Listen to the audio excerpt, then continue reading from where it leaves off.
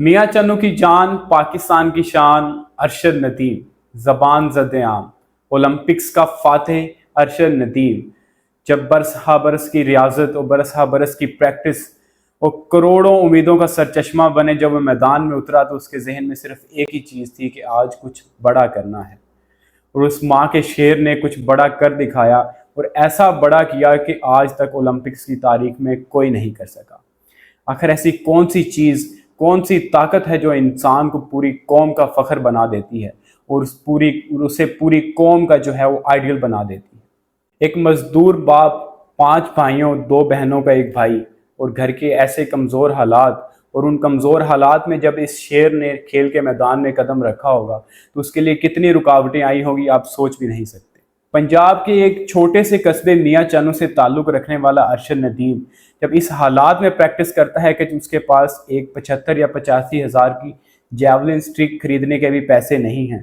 تو اس زیرو سے ہیرو بننے تک کا سفر کچھ ساعتوں، کچھ گھنٹوں، کچھ دنوں کا نہیں، یا کچھ ہفتوں مہینوں کا نہیں، بلکہ برس ہا برس، سال ہا سال کی اس کی محنت اور انت تک محنت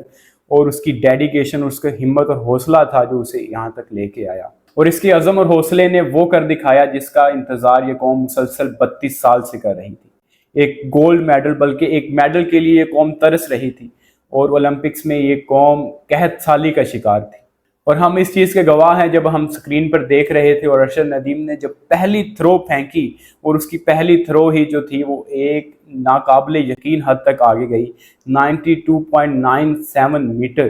وہ 93 بھی جا سکتی تھی، لیکن میرا خیال ہے ارشد ندیم کے ذہن میں 92 کا ورلڈ کپ تھا کہ 92 ہمارا لکی نمبر ہے اور ہم اسی کے ساتھ جائیں گے۔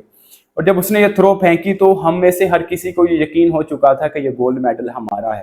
کسی اور میں یہ اتنی ہمت اور اس کا یہ حوصلہ نہیں ہے کہ وہ اتنی دور یہ پھینک سکے۔ اور بیک ٹو بیک جب اس نے اپنی آخری تھرو پھینکی 91 پوائنٹ سمتھنگ میٹرز کی، تو وہ بھی ایک ناقابل یقین حد تک آگے نکل چکی تھی، اور اس کے آس پاس بھی کوئی نہ بھٹک سکا۔ نیرج چوپڑا جو ایک بہترین ایتھلیٹ ہے، اور میں سمجھتا ہوں کہ وہ اس پائے کا تھا کہ وہ مقابلہ کر سکے، باقی تو بہت دور کی بات ہے۔ نیرج چوپڑا کے بارے میں کہا جا سکتا تھا کہ وہ اس مقابلے کا ہے، اس پائے کا ہے کہ وہ ارشد ندیم کا مقابلہ کر سکے، وہ بھی اس کے قریب نہیں آ سکا۔ اس کی تھرو بھی جو ہے 89 پہ پہنچ سکی۔ اولمپکس کی اگر بات کریں تو پاکستان نے آخری گولڈ میڈل جو تھا وہ ہاکی میں جیتا تھا 1984 میں، اور اس کے بعد سے اب تک پاکستان میں کوئی گولڈ میڈل نہیں آ سکا تھا، اور یہ قوم مسلسل ڈراٹ کا شکار تھی، خشک سالی اور قحط سالی کا شکار تھی۔ قوم کو ایسے نوجوانوں پر فخر ہے، اور قوم ایسے نوجوانوں کو خراج تحسین پیش کرتی ہے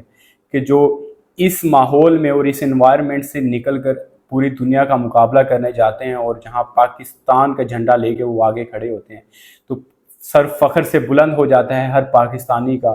جو ایک مشکل اور کٹھن دور سے گزر رہی ہے قوم۔ ارشد ندیم واقعتاً ہمارا قومی ہیرو ہے، اور ہم سلام پیش کرتے ہیں ایسے تمام قومی ہیروز کو جنہوں نے پاکستان کا جھنڈا جو ہے وہ بین الاقوامی سطح پہ بلند کیا، اور پاکستان کے جھنڈے کو ہمیشہ کے لیے سر بلند کیا۔ گورنمنٹ کو چاہیے کہ ایسے تمام ایتھلیٹس کو گراس روٹ لیول پہ سپورٹ کریں، اور تمام گیمز کے جو جتنے بھی ایتھلیٹس ہیں ان کو اوپر لے کے آئیں، تاکہ اس طرح کے اور ارشد ندیم پیدا ہو سکیں اور پاکستان کا سر فخر سے بلند کر سکیں۔ ارشد ندیم کی اس کاوش نے اور اس جیت نے جشن آزادی کا جو مزہ ہے وہ دوبالا کر دیا ہے، اور یہ اس موقع پہ آیا جب ہمارا دن جو ہے، ہمارا آزادی کا دن بہت قریب ہے۔ اور میں سمجھتا ہوں کہ اس سے بڑی خوشی اور ہو ہی نہیں سکتی کہ آپ کے ملک میں 32 سال بعد گولڈ میڈل آئے، اور وہ بھی چند دن پہلے جب آپ کے آزادی کا دن قریب۔ دعا ہے کہ اللہ تعالیٰ ارشد ندیم کو اس طرح کی ہزاروں کامیابیوں سے نوازیں، اور وہ اسی طرح پاکستان کا سر فخر سے بلند کرتا رہے۔